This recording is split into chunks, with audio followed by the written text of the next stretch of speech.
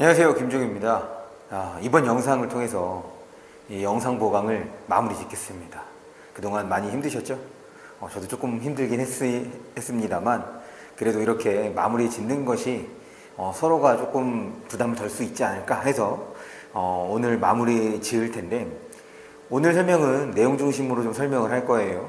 서답형 문제라 수능형 문제는 다음에 질의응답을 통해서 여러분들에게 필요한 부분을 설명을 하겠습니다. 그래서 오늘 영상과 함께 이제 여러분들에게 서답형 문제에 대한 정답에 해당하는 것도 따로 보낼 테니까 여러분들 서답형 문제 풀어보시고 궁금한 거 있으면 질문해 주세요.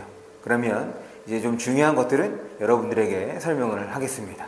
물론 이제 개별적으로 카톡이나 이런 것들을 통해서 질문해도 좋아요. 그래서 뭐 질문이 없으면 따로 설명하지 않고 이제 개인적으로 하는 질문들은 뭐 개인적으로 설명을 하겠습니다. 그러면 우리 교재는 6강 48쪽입니다. 48쪽 성격 제시 방법 보이죠?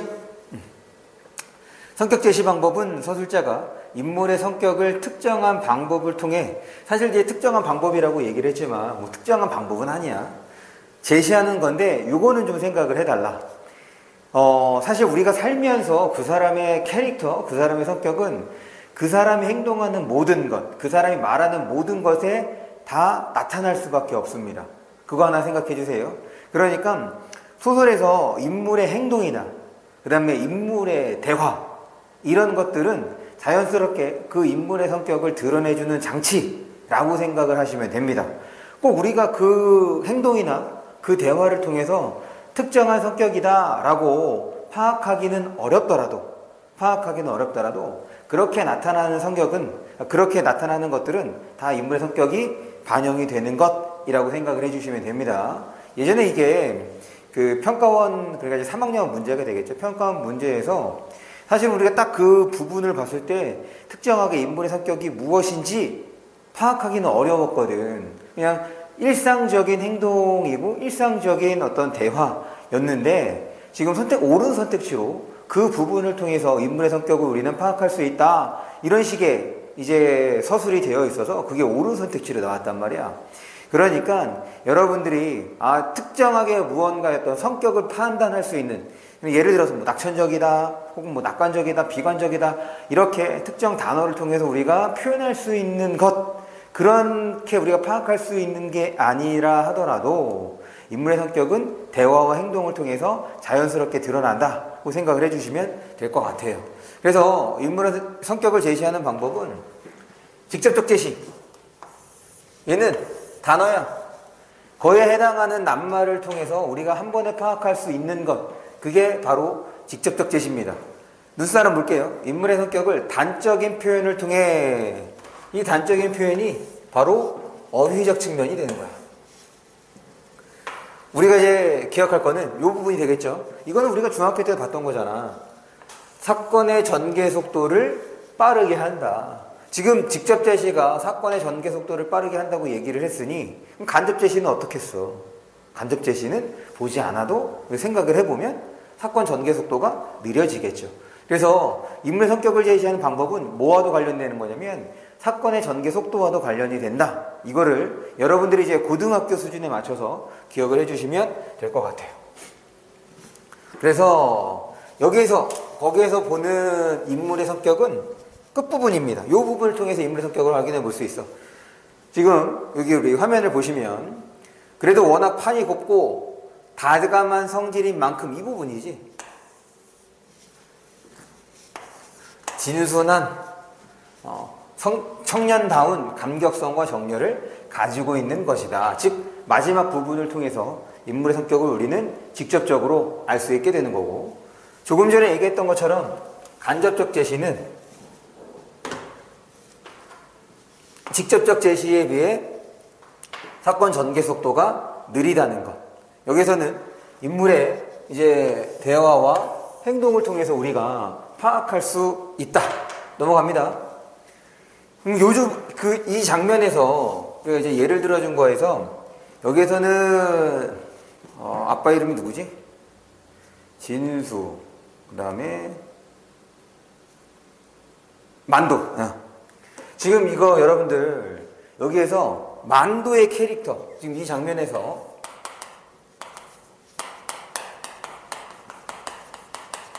만도의 성격을 한번 파악해봐. 그러니까 지금 이제 이 장면은 이 대화와 행동을 통해서 만도의 성격을 우리가 좀 짐작할 수 있거든. 그리고 이 만도의 성격을 한 단어로도 표현할 수 있어요. 한 단어로 드러낼 수 있거든. 그래서 한번 여러분들의 어휘력도 좀 판단을 해보고, 그 다음에 인물의 성격을 파악하는 것도 한번 연습을 해보는 측면에서 얘를 여기서 이 장면에서 지금 만도의 캐릭터를, 성격을 파악을 해보자. 그러고 난 다음에 계속해서 영상을 봐주기 바랍니다. 일시정지 누르시고 저는 바로 설명을 할 거예요. 다시 국어는 여러분들이 직접 생각을 해봐야 돼. 내가 알려주는 거 그냥 그런가 보다 라고 하면 전혀 공부가 안 된다고. 여러분들 스스로가 맞든 틀리든 자꾸 생각하는 연습을 하셔야, 훈련을 하셔야 스스로가 문제를 풀 때도 인물의 성격을 여러분들이 파악할 수 있다는 것. 그럼 봅니다. 진수야, 그래서 네 웃자다가 그래 됐노? 그래서 이제 진수가 한국전쟁에 참전을 해서 팔을 하나 잃고 그 다음에 이제 그 전역을 한 거예요. 그래서 그 얘기를 하는 거죠. 전쟁하다가 이래 안 됐습니까? 아버지와 이래가지고 나 우째 살까 싶습니다. 우째 살기 뭘 우째 살아? 목숨만 붙어있으면 다 사는 기다. 그런 소리 하지 마라 라고 하면서 지금 만도와 진수는 서로 상반되는 인식을 보여주고 있는데, 사실 이 만도, 진수의 아버지인 만도도 일제강점기 때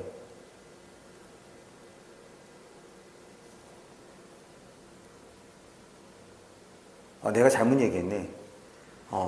진수가 다리를 잃고 만도는 일제강점기 때 팔을 하나 잃거든.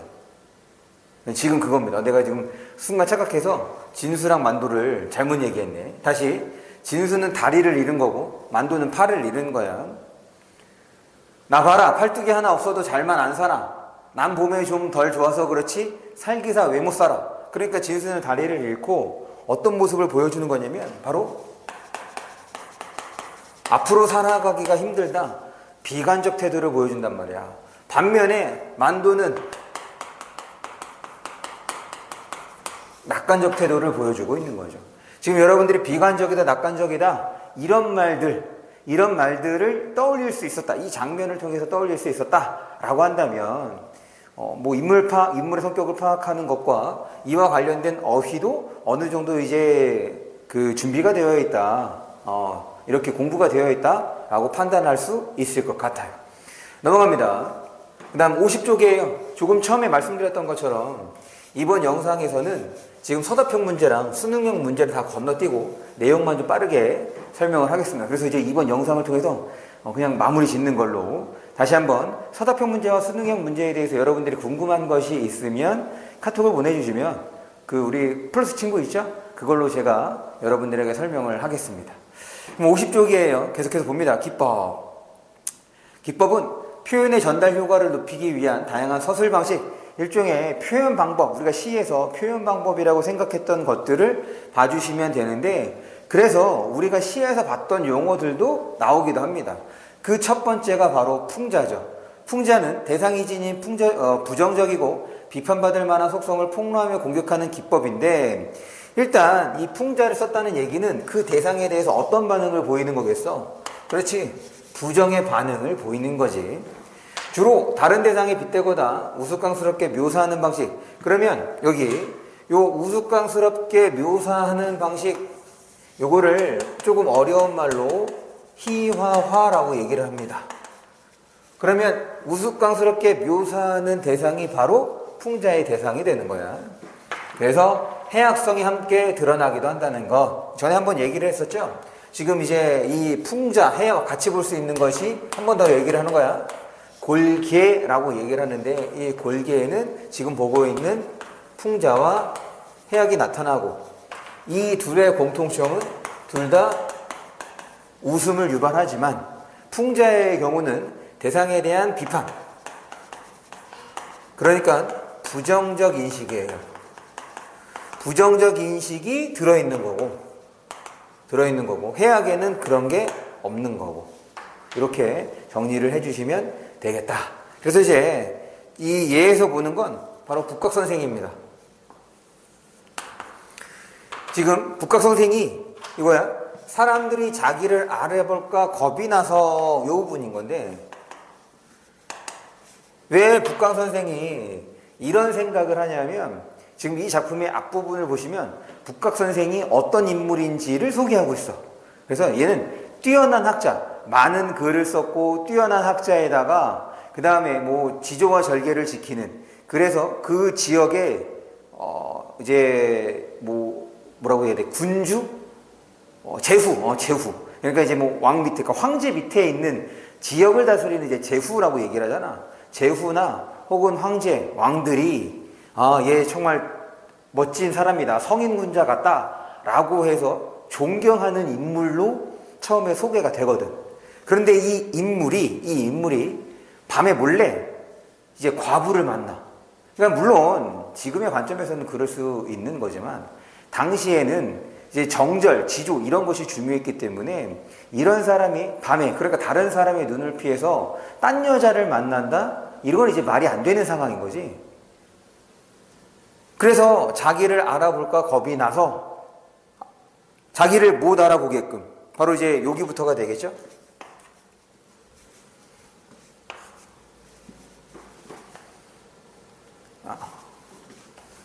여기. 모가지를 두 다리 사이로 들이받고 귀신처럼 춤추고 낄껄거리면서 문을 나가서 내닫다가, 이게 바로 지금 이 북각선생의 행동을 묘사하는 방식이라고 봐주시면 됩니다. 그러다가 구덩이에 빠졌는데 똥이 가득 차 있었다. 지금 이런 것들, 그러니까 얘는 바로 똥과 같은 인물이다 라고 제시해주고 있는 거지. 이런 게 풍자. 넘어갑니다. 이 두 번째 예에서는 지금 얘는 마지막 문장, 마지막 부분 통해서 알 수 있는데, 이 부분이야. 지체를 바꾸어 윤주사를 점잖고 너그러운 아버지로. 그러니까 누가 아버지라는 거냐면, 지금 여기 윤직원 영감이 아버지고 윤주사가 아들이란 말이야. 그런데 지체를 바꾸어. 왜냐면 말과 행동하는 것이 이 윤주사가 오히려 아버지 같고 윤직원 영감은 아들 같다, 그런 얘기거든. 그럼 윤직원 영감은 속상하고 경망스러운 어린이 아들로, 그러면 여기에서 비판의 대상, 풍자의 대상은 바로 누가 되겠어? 아버지가 아버지로서 역할을 하지 않는 거니까 윤직원 영감이 이제 풍자의 대상이 된다. 이렇게 정리할 수가 있겠죠? 넘어가겠습니다. 의식의 흐름 기법. 의식의 흐름에다가는 별표를 하나 해주세요. 의식의 흐름에다가 별표를 하는데, 이 의식의 흐름이 옳은 선택지로 나오는 경우가 상당히 드물어. 의식의 흐름은 옳은 선택지로 나오는 경우가 상당히 드물다. 왜냐면 이 눈사람 있는데 읽어봅니다. 무질서하게 지속되는 인물의 생각을 그대로, 입어봐. 무질서하게 지속되는 생각을 그대로 서술하는 거야. 바꿔 얘기하면 뭔 말인지 몰라. 두 번째 줄이야. 생각과 생각 사이에 특별한 관련이 없거나 과거, 현재, 미래를 자유롭게 오가는 등의 뭐가 떨어져? 연결의 논리성이 떨어져. 그러니까 독자가 이해하는데 어려움이 따를 수밖에 없겠죠. 그러다 보니까 실제로 의식의 흐름 기법을 사용하는 작품이 많지 않습니다. 그래서 일종의 팁을 드리자면, 이제 소설 선택지에서 의식의 흐름 기법이 나타난다 라고 하면, 얘는 일단 옳은 선택지는 아니구나, 이렇게 해도 한 90%는 맞아. 정말 뭐 한 99%? 한 97%? 이 정도까지, 한 97%까지는 의식의 흐름 기법을 옳은 선택지로 활용하는 경우가 드물다, 이렇게 생각을 해주세요. 그럼 이제 이 예에서 좀 보는데, 이 예에서는 이제 이런 부분이야. 지금 이제 인물이, 여기서의 주인공이 전차를 타고선 이동을 합니다. 그러다가 이런 생각을 하는 거야. 어디를 가십니까? 라고 이제 지금은 이제 이런 사람들이 없는데, 과거에는 버스를 타거나 뭘 타면 거기에서 이제 버스표를, 그러니까 차표를 제대로 갖고 있는지를 확인하기 위해서 이제 돌아다니는 사람이 있거든. 그걸 이제 차장이라고 부른단 말이야. 그래서 이제 그 사람이 어디 가냐고 물어보는 거예요. 그랬더니 구보가 문득 창경원에도 갈까? 그러니까 얘는 전차를 탄 게 어디를 가기 위해서 탄 게 아닌 거야. 그럼 특별하게 목적지가 없어. 그러다가 또 문득 대학 병원이라도 들릴 것을 하여 본다. 그러면서 그 연구실에는 누가 있냐면 친구가 있다. 이렇게 생각을 하는 거지. 근데 마지막이에요. 구보가 머리를 돌렸을 때는 그는 그곳에 지금 막 차에 오른다 싶은 한 여성을 보고 신기하게 놀랐다. 이번에는 한 여성을 보고 그와 관련된 생각을 이제 그 다음에 하게 돼. 그러니까 특별하게 이제 논리적 연결이 되는 것이 아니라 바로 그때마다 떠오르는 인물의 생각을 그대로 보여주는 것. 그때마다 떠오르는 인물의 생각. 논리적 인과성이 떨어지게, 연결성이 떨어지게 되는 것. 그러니까 이제 이런 식으로 전개하는 소설들이 많지가 않다. 그렇게 좀 생각을 해주세요. 그래서 이제 그 중에 한 작품이 우리가 보고 있는 소설가 구보시의 일일. 소설가 구보시의 일일, 이 작품은 조금 전에 얘기했던 대로 의식의 흐름 기법에 따라서 설명하는 몇 안 되는 작품 중에 하나. 이렇게 정리를 해두면 좋을 것 같습니다. 넘어가겠습니다. 요약적 제시. 그 요약하고 압축을 했대. 그러면 얘는 자연스럽게 사건 전개 속도가 빨라질 수밖에 없겠지. 일정 기간 진행된 사건의 핵심만 제시하는 기법으로서 사건 전개 속도가 빨라진다는 것. 앞에서도 사건 전개 속도가 빨라지는 게 뭐가 있었어? 직접적 제시가 있었죠. 그래서 이 요약적 제시를 직접 제시한다고도 설명하기도 하고 직접 제시를 요약적 제시라고도 설명하기도 합니다. 됐죠? 그럼 요거 관련해서 우리 앞에서 이제 그 직접 제시 말고 간접적 제시 있었잖아. 이 간접적 제시 옆에다가 써주세요. 지금 이제 요거 관련해서 간접적 제시는 또 다른 말로 이제 뭐라고도 하냐면 장면적 제시라고도 해요. 간접적 제시는 장면적 제시라고도 합니다. 계속 봅니다. 그래서 여기에서는 어디에서 이제 시간의 압축을 확인해 볼 수 있느냐? 이 부분이죠. 내 인생의 3년을 흘려보냈다. 지금 어떤 인물하고 헤어지고 난 다음에 3년 동안 한 일을 이렇게 세 줄로 표현을 했어. 이게 바로 요약적 제시, 압축적 제시. 그 다음 현학적 표현. 여기서는 현학이라는 말을 여러분들이 기억을 해야 돼. 현학적이다. 요 말을 기억하면 됩니다. 볼까요? 우리 눈사람 있는데요. 학식을 과시하기, 학식을 과시하는 거. 그 인물이 자기가 알고 있는 거를 자랑하는 거지. 과시한다는 얘기는 얘는 이제 자랑하는 거니까. 자기 잘난 걸 자랑해. 그러면 대체적으로 긍정적이니 부정적이니. 그렇지. 그러니까 현학적 태도를 보이는 인물, 현학적 태도를 보이는 인물은 부정적 인물이다. 이렇게 생각을 해줘도 좋겠다. 다시 지금 이제 현학적 표현은 이제 그 인물이 이제 현학적인 태도를 보일 때 혹은 표현이라고 했으니까 글쓴이가 이제 좀 어려운 말을 쓸 때야. 어려운 말을 쓸 때야. 이제 그런 작품들이 몇 개가 있어요.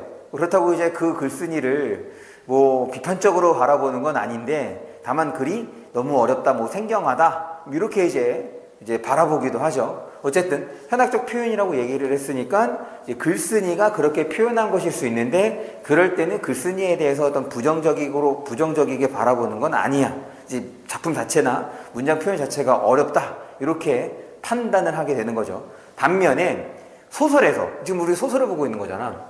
소설에서 등장하는 인물이 현학적 표현을 써. 소설에서 등장하는 인물이 현학적 표현을 쓴다. 그러면 어떻게 바라보자. 그 인물은 부정적 인물로 처리를 해주시면 되겠다는 것. 그럼 이제 3인행 필유하사. 그래서 세 사람이 가면 그 안에는 자신의 스승이 있을 수 있다. 뭐 그런 얘기입니다. 뭐 그 다음에 파이오니아 이런 표현들. 그래서 지금 여기서 이제 큰 따옴표가 들어있으니까 이렇게 말하는 나라는 인물에 대해서는 독자의 입장에서는 부정적일 수 있는 거죠. 물론 그 주변 인물들도 이 인물에 대해서 부정적으로 판단해 볼 수 있는 거지. 넘어갑니다. 그 다음 판소리 사설체. 우리 판소리 사설체에다가는 별표를 좀 해주세요. 지금 당장은 아닌데 우리가 이제 모의고사 풀이하면서도 여러분들에게 말씀을 드렸는데 이 판소리 사설체는 대체적으로 2학기 때 여러분들이 배운다. 그때도 이제 한번 그 보기에 들어있는 내용을 통해서 좀 설명을 했죠. 판소리 사설체의 가장 큰 특성은 마치 어떤 느낌이냐면 지금 우리가 소설을 보고 있는 건데 옆에서 얘기하는 듯한 느낌을 줘. 그런 거예요. 뭐뭐 하겠다, 뭐뭐 보소. 그러니까 옆에서 나에게, 옆에서 독자에게 전달하는 느낌을 주고 그 다음에 운율을 형성한다. 그래서 우리가 이제 율문체 혹은 율문투라고 얘기를 했죠. 운문과 산문의 복합. 정리해볼까? 지금 마치 옆에서 첫 번째 독자에게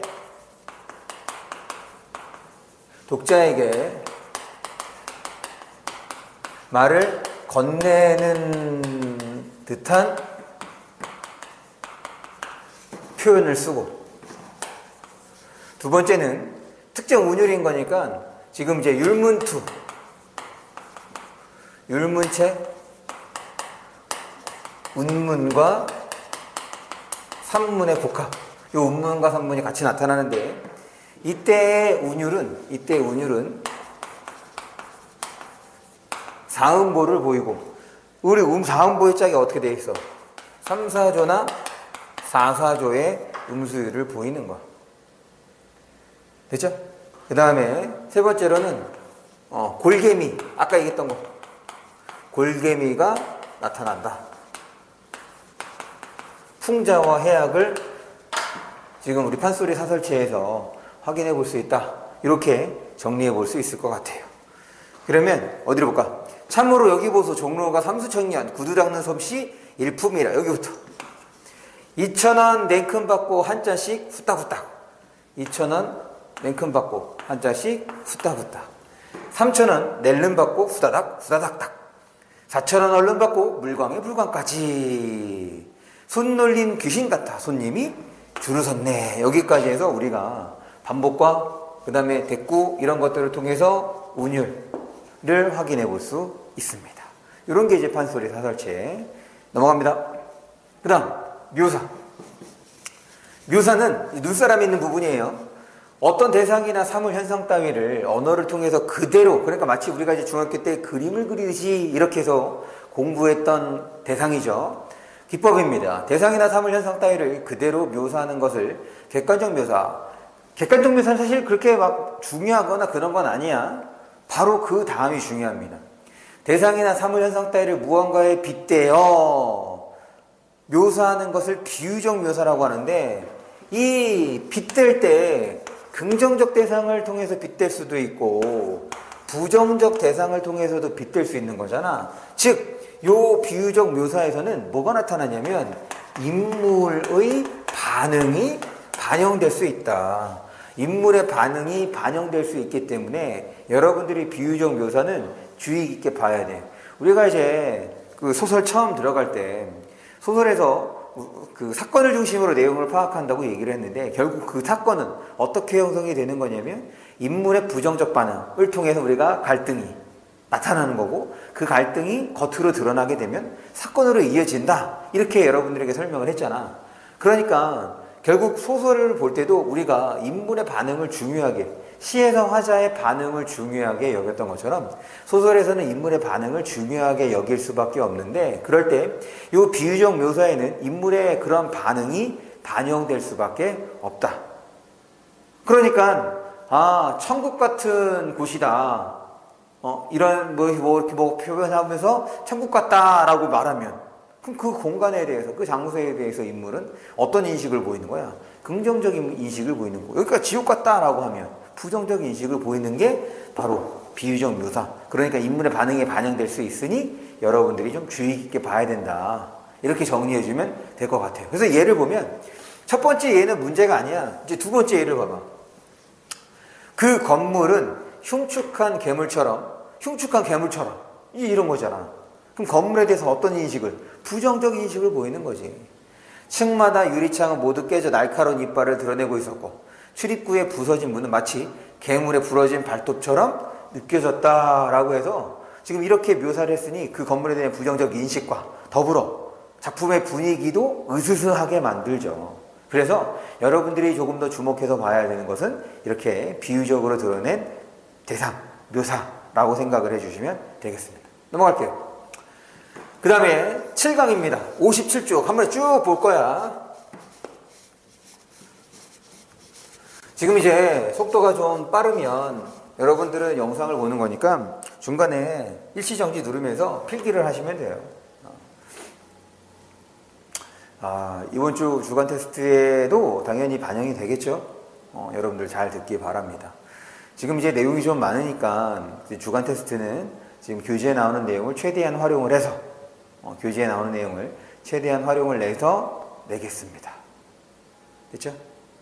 이때 말하는 교재에 나오는 내용을 최대한 활용을 하겠다는 것은 우리 뭐 서답형 문제 혹은 수능형 문제 이런 것들도 포함될 수 있다.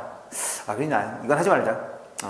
그래, 서답형 문제나 수능형 문제는 포함시키지 않을게요. 서답형 문제나 수능형 문제는 포함시키지 않고 지금 우리가 쭉 살펴보고 있는 예를 들어준 작품들이 있죠. 예문을 통해서 여러분들이 여기에 나오는 용어, 개념을 정확하게 기억하고 있는지, 용어와 개념을 정확하게 기억하고 있는지를 묻겠습니다. 다시 알고 모르는 거 그러겠지. 내가 뭔지 알 것 같아. 그런데 내가 쓸 수 없네. 그럼 모르는 거야. 그게 어떻게 아는 거야? 그렇게 생각을 하시면 됩니다. 그러니까 여러분들이 영상을 보고 여기에 나오는 용어들, 개념들을, 단어들을 정확하게 좀 기억해 주세요. 계속 봅니다. 7강 57쪽 구성을 보는데 구성은 작품 속의 여러 개의 이야기들을 혹은 얘를 이제 이렇게도 말할 수가 있을 것 같아요. 여러 개의 장면들을 특정한 방식에 따라서 배치하는 것을 말하는데 지금 우리가 이제 그 페이지에서 보고 있는 순행적 구성, 그 다음에 이제 그 밑에 있는 역순행적 구성, 이거 이제 하나의 세트라고 생각해 주시면 돼요. 다시, 사실은 이것보다 더 많은 구성들이 있어.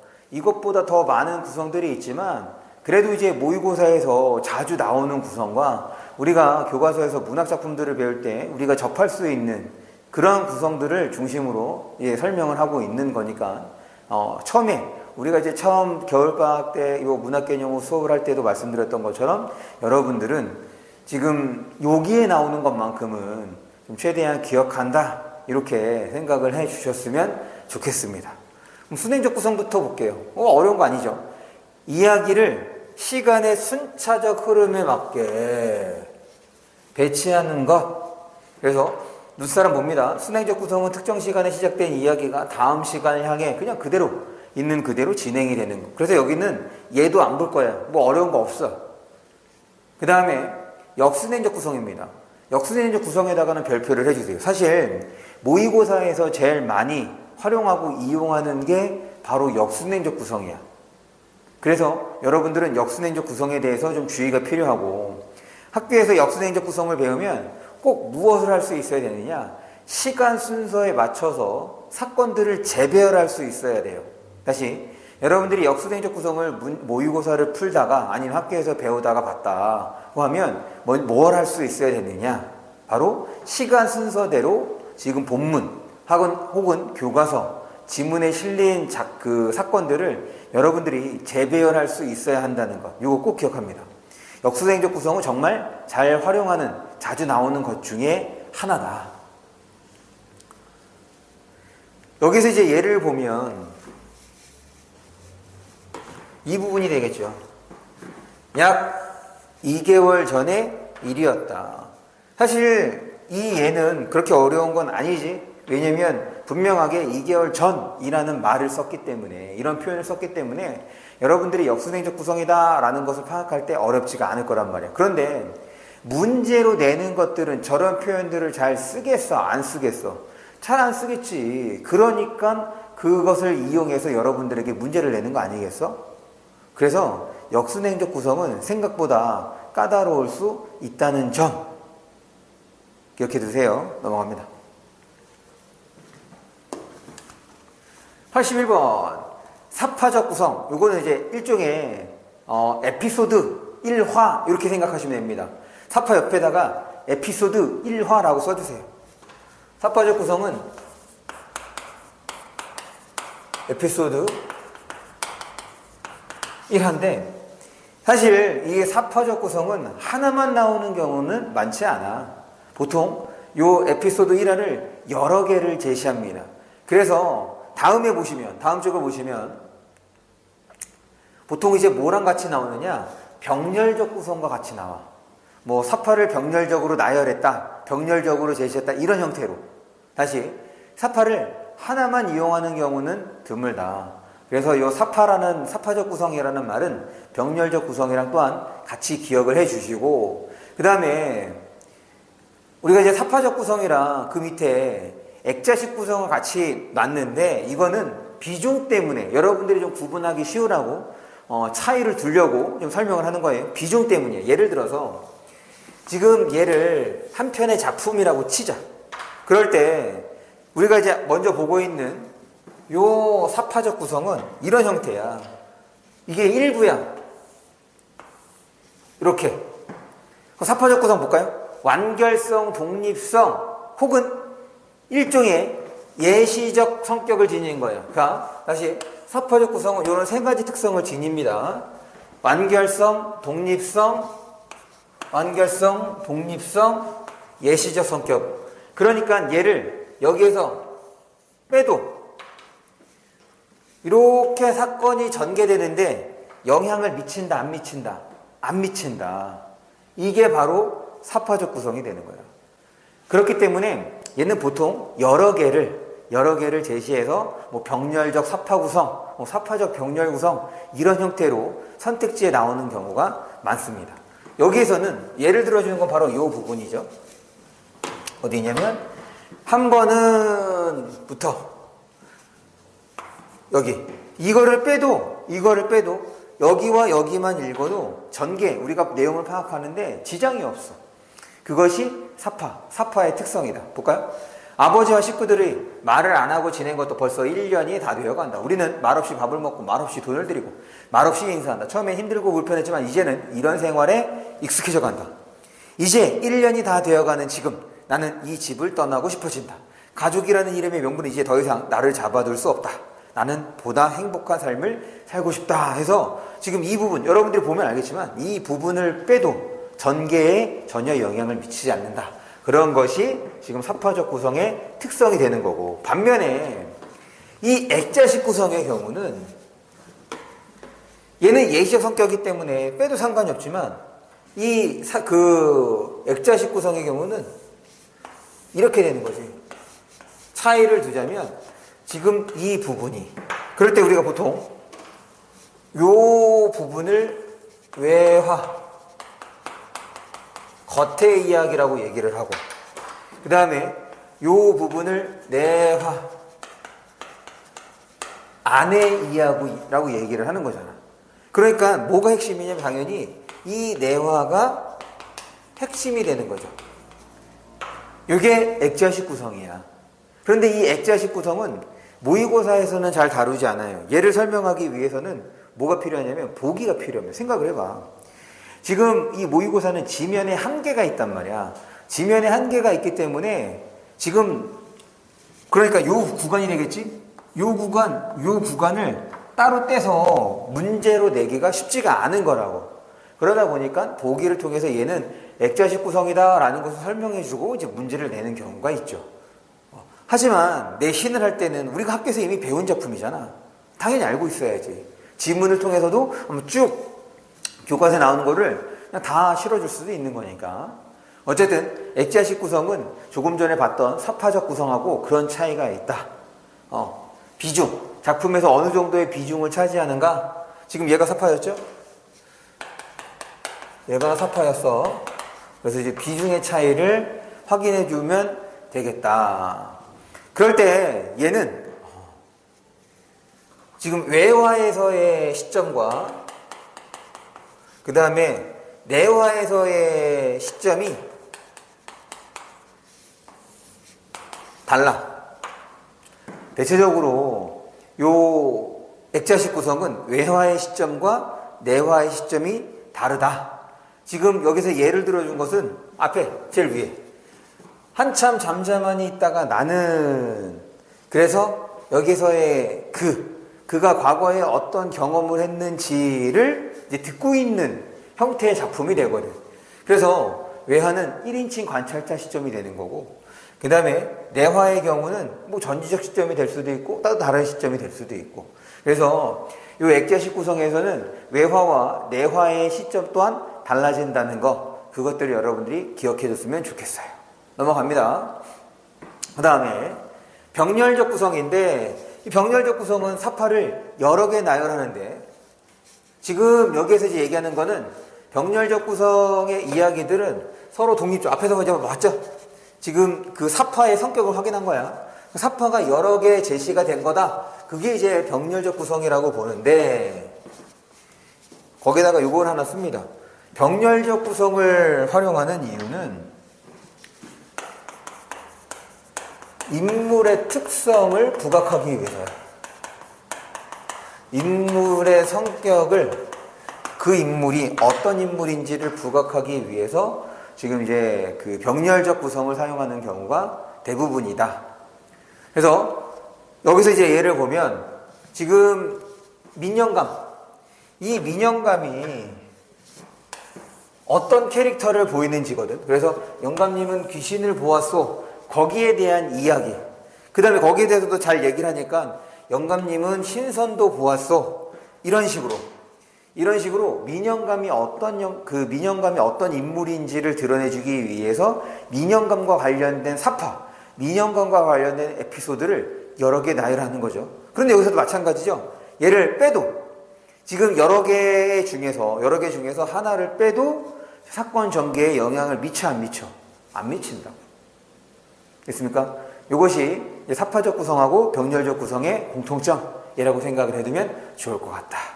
그리고 병렬은 사실 우리가 시에서도 봤잖아. 비슷한 구조 형식이 반복되는 거. 우리 시에서도 거기서 하나 빼도 어땠어?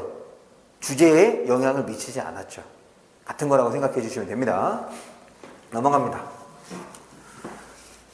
교차, 이거 이제 크로스인 건데, 얘도 이제 간단하게 좀 도식화를 해본다면 이런 거지. 이렇게 했을 때 사건이 이렇게 나뉘죠.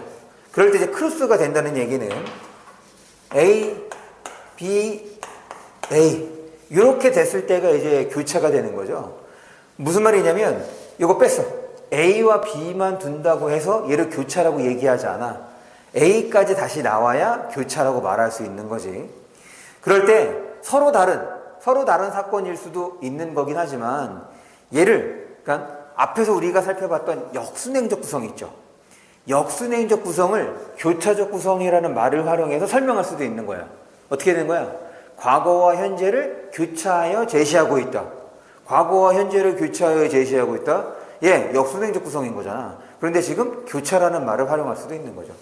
현재, 과거, 현재일 수도 있는 거고, 과거, 현재, 과거, 현재, 과거일 수도 있는 거지. 무슨 말인지 알겠어?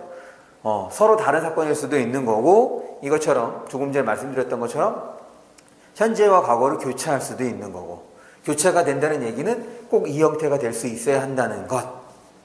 그래서 사건들을 번갈아 가면서 보여주는 것 때문에 감상의 긴장도가 높아진다. 그러니까 지금 이 사건이 어떤 사건과 연결될 수 있는지, 그러니까 여기서 본다면 B사건이 새로 튀어났단 말이야. 그럼 이 부분을 볼 때 이 부분이 앞에서 먼저 나왔던 이 부분과 연결될 수 있는지를 지금 여기에서 파악할 수 있어야 된다는 얘기인 거잖아. 당연한 거 아니겠어?